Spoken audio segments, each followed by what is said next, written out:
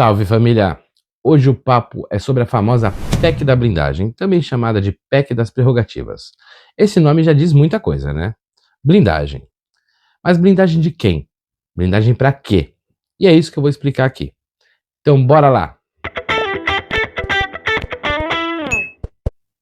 Para começar, PEC significa Proposta de Emenda à Constituição. Ou seja, quando o Congresso quer mudar a regra máxima do país. Não é lei comum, não é medida provisória. É mudança direta na Constituição. E por isso precisa de um baita quórum. 2 turnos de votação em cada casa e o apoio de 3/5 dos parlamentares. Então, quando você ouve a palavra PEC, já sabe, o buraco é bem mais embaixo. Essa PEC, 3/2021, que ficou conhecida como a PEC da blindagem, porque ela coloca uma camada extra de proteção para os deputados e senadores. Na prática, ela dificulta que eles sejam processados, presos ou investigados. Complicado, né? Mas vamos lá. O que muda realmente na prática? Primeiro ponto. Um parlamentar só pode ser processado se a Câmara ou o Senado autorizarem. Ou seja, o STF pode até receber a denúncia, mas quem decide se ela anda ou não é a própria Casa Legislativa. Isso é chamado de aval prévio. O segundo ponto são medidas cautelares como afastamento, busca e apreensão e prisão preventiva. Só vão poder ser determinadas pelo STF, nenhum juiz de primeira instância pode mexer com o parlamentar. O terceiro ponto é a prisão em flagrante, e aí complica. A prisão só é em flagrante de crime inafiançável. O que é isso? Crimes como racismo, tortura, terrorismo, tráfico pesado, homicídio. Se for um crime que cabe fiança, o parlamentar não pode ser preso em flagrante. Complicado, né? O quarto ponto é o foro privilegiado, que lhe foi ampliado. Agora, até presidentes de partidos com cadeira no Congresso passam a ter foro especial no STF. Ou seja, se o cara é líder de partido, ele também ganha esse escudo. O quinto ponto tinha uma ideia de se tornar uma votação secreta, quando a casa fosse decidir se autorizava ou não o processo contra um deputado ou senador. Mas isso caiu. A votação continua aberta e então a gente vai saber quem votou para que proteger quem. Imagina assim, o cara é preso por estupro e você não sabe quem defendeu ele. Um absurdo, né? Realmente um grande absurdo. Vamos a alguns exemplos práticos. Imagina um deputado envolvido em corrupção. Se essa PEC passar, o STF não vai poder simplesmente processar o cara.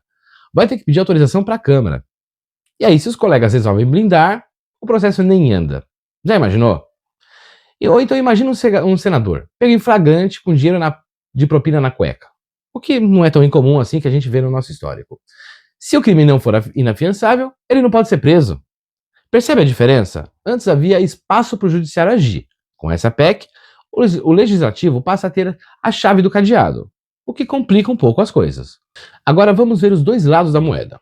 Quem defende a PEC diz o seguinte: ela protege o mandato contra perseguição política, o que nós andamos vendo aí nos últimos dias com relação ao Supremo.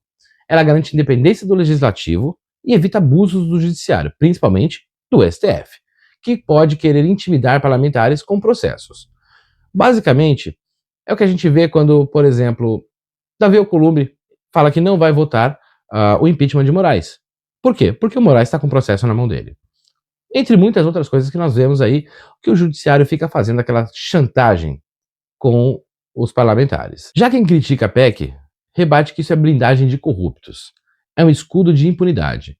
Dá poder para o Congresso proteger os seus, mesmo quando o cara comete um crime. É corporativismo puro isso, né? O cara é pego na corrupção e não pode ser processado? Estranho, não? Então essa é a situação atual. E em que pé está essa história? A PEC já passou nos 2 turnos da Câmara dos Deputados. Mais de 340 votos a favor. Então na Câmara já está resolvido.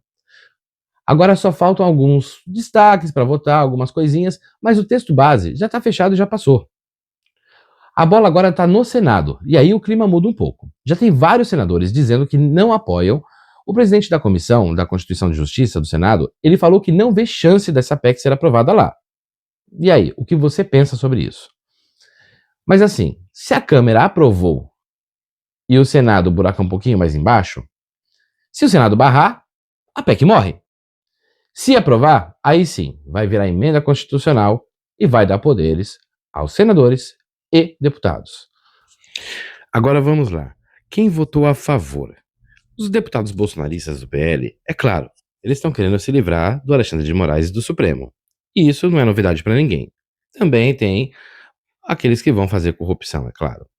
Mas a grande surpresa, olha quantos deputados de esquerda votaram para a admissibilidade da PEC em 2021. Um detalhe que chama muita atenção. Gleisi Hoffmann, a presidente do PT, votou sim. É no mínimo estranho, não? E aqui nós temos a lista dos partidos que votaram a favor do mérito. Isso mesmo, quem quer o foro privilegiado para se beneficiar. Não, nenhuma novidade quanto aos deputados bolsonaristas. Eles querem fugir do Supremo e também ter ali seus crimes protegidos, né? Mas e o PT?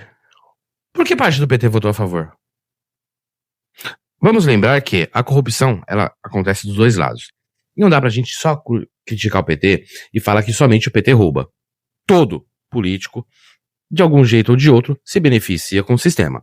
Seja por desvio, ou seja com os altíssimos salários e diversos outros benefícios que eles ganham, que chega a quase 50 salários mínimos.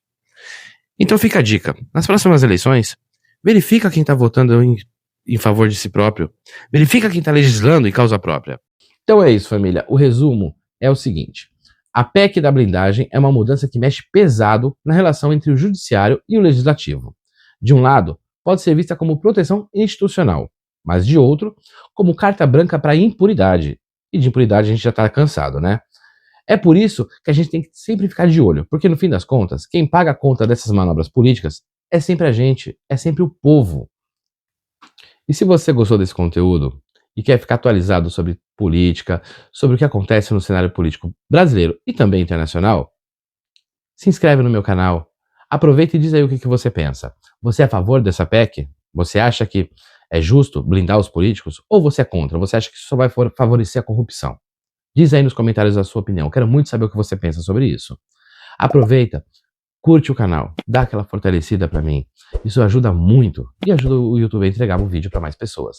Se inscreve e ativa o sininho. Um grande abraço e até a próxima.